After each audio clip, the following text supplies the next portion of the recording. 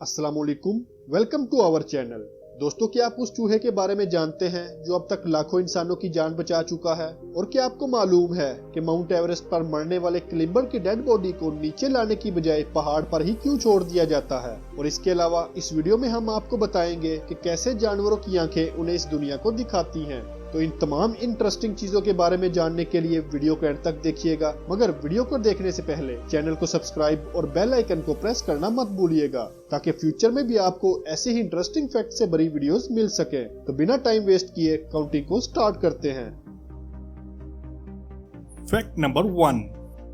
दोस्तों, आइज यानी आंखें अल्लाह ताला की अता की गई बड़ी नेमतों में से एक नेमत है, क्योंकि दुनिया में हम जितने भी काम कर रहे हैं उनमें ब्रेन के बाद सबसे ज्यादा किरदार आंखों का है। दोस्तों, आंखें इस दुनिया में पाए जाने वाले हर जानदार के लिए उतनी ही जरूरी हैं जितनी हम इंसानों के लिए। मगर दोस्तों, क्या आपने कभी सोचा है कि जानवरों को ये दुनिया कैसी नजर आती है? अगर तो आप सोच रहे हैं कि जानवरों को भी ये दुनिया सेम वैसी ही नजर आती है जैसे हम इंसानों को, तो इस फैक्ट को सुनने के बाद आपकी ये सोच बदलने वाली है, क्योंकि हर जानवर की आंखें उसे इस दुनिया को बिल्कुल मुख्तलिफ तरीके से दिखाती हैं। जैसे कि एक घोड़े की आंखें उसके सर के साइड्स पर होती हैं, इसलिए वो इंसानों के मुकाबले ज्यादा वाइड एरिया तक इर्द गिर्द की चीजों को देख सकते हैं। मगर क्योंकि उनकी आंखें सर के साइड्स पर होती हैं, तो इसलिए वो इर्द गिर्द की चीजों को तो देख सकते हैं, मगर अपने बिल्कुल सामने मौजूद चीजों को नहीं देख सकते। इसके अलावा घोड़े मुख्तलिफ कलर्स को भी नहीं देख सकते, इसलिए दुनिया उन्हें सिर्फ येलो या ग्रे कलर में नजर आती है। इसी तरह सांप भी कलर्स को नहीं देख सकते, बल्कि उनकी आंखें उन्हें इस दुनिया को इंफ्रारेड की शक्ल में दिखाती हैं, यानी उन्हें हर जिंदा चीज रेड कलर में चमकती हुई नजर आती है।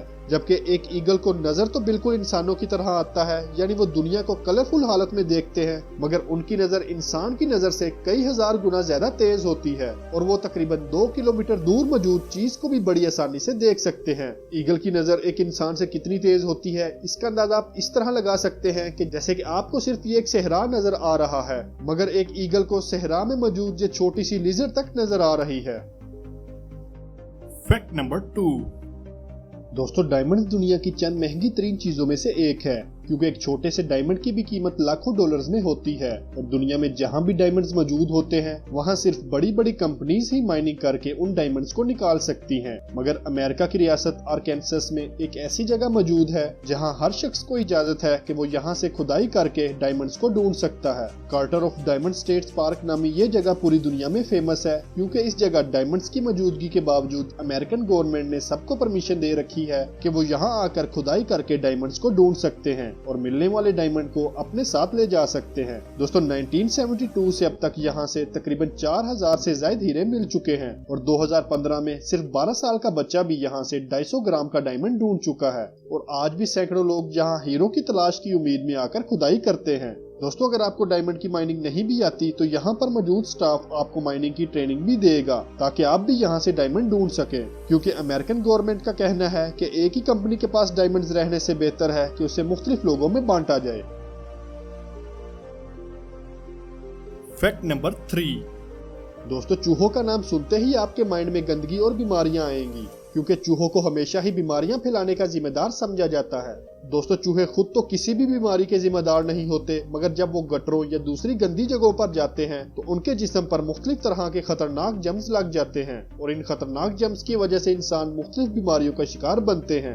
मगर दोस्तों, इस फैक्ट में हम आपको कंबोडिया के एक ऐसे चूहे के बारे में बताएंगे जो बीमारियां फैलाने की बजाय अब तक लाखों इंसानों की जान बचा चुका है। 1965 में अमेरिका और कंबोडिया की जंग के दौरान अमेरिकन आर्मी ने लैंड माइन्स नामी हथियार का बेदरेग इस्तेमाल किया। अमेरिकन आर्मी इन लैंड माइन्स को जमीन में दफन कर देती और जैसे ही किसी इंसान का इन पर पांव आता, वो फौरन धमाके से फट जाती, जिससे उस इंसान की डेथ हो जाती। दोस्तों, जंग तो 1975 में खत्म हो गई, मगर आज भी लाखों एक्टिव लैंड माइन्स कंबोडिया में मौजूद हैं, जिससे आज भी इंसानों की डेथ हो रही है। मगर अब कंबोडियन गवर्नमेंट ने मगावा नामी इस चूहे को ट्रेनिंग दी है, जिससे वो जमीन में दफन लैंड माइन्स को ढूंढ लेता है। मगावा जमीन के अंदर मौजूद लैंड माइन्स को सूंघ कर उस जगह खुदाई कर देता है, जिसके बाद कंबोडियन आर्मी उन लैंड माइन्स को जमीन से निकाल लेती है। दोस्तों, ये चूहा अब तक तकरीबन 2.5 लाख से ज्यादा लैंड माइन्स को तलाश कर चुका है, जिससे लाखों इंसानों की जान बचाई जा सकी है। मगावा के इस अजीम कारनामे की वजह से कंबोडियन गवर्नमेंट ने उसे हीरो रैट का खिताब दिया है। इसके अलावा इतनी ज्यादा इंसानी जानें बचाने की वजह से कंबोडियन आर्मी ने उसे एक गोल्ड मेडल भी दिया है।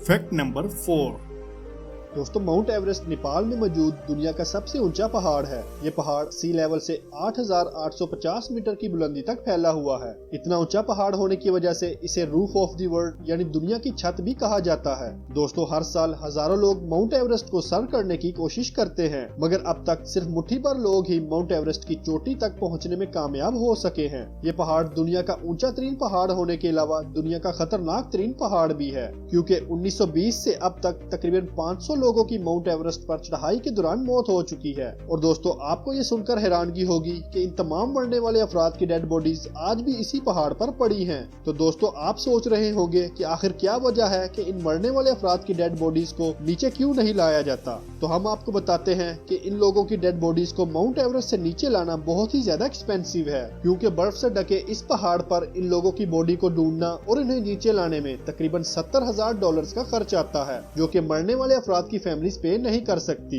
एक्सपेंसिव होने के अलावा इन लोगों की बॉडीज को नीचे लाने का मतलब कई और लोगों की जानों को खतरे में डालना है, क्योंकि 2002 में एक क्लाइंबर की डेड बॉडी को नीचे लाते हुए 3 और लोगों की मौत हो गई। तो दोस्तों यही वजह है कि क्लाइंबिंग के दौरान माउंट एवरेस्ट पर मरने वाले शख्स की डेड बॉडी को वहीं पर छोड़ दिया जाता है। Fact number 5।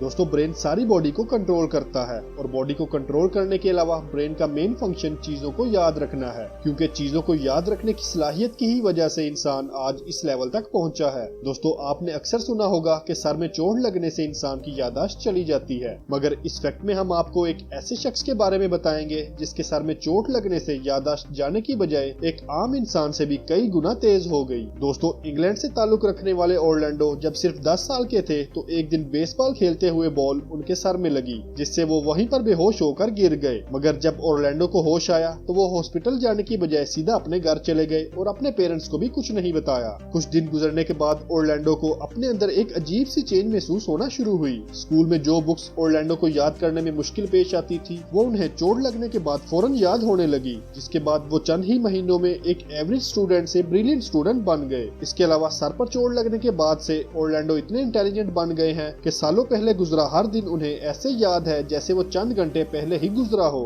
क्योंकि पिछले 30 सालों में गुजरे किसी भी दिन की सिर्फ डेट ही बताने से वो इस दिन की सारी डिटेल बता सकते हैं, जैसे कि उस दिन हफ्ते का कौन सा दिन था और उस दिन क्या क्या हुआ। इसके अलावा वो ये तक बता सकते हैं कि उस दिन मौसम भी कैसा था। दोस्तों ऑरलैंडो के इतने शार्प माइंडेड होने की वजह से अब उन्हें सुपर ह्यूमन कहा जा रहा है।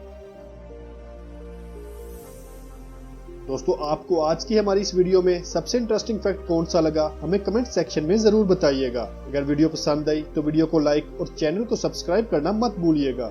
अगली वीडियो तक के लिए अल्लाह हाफिज।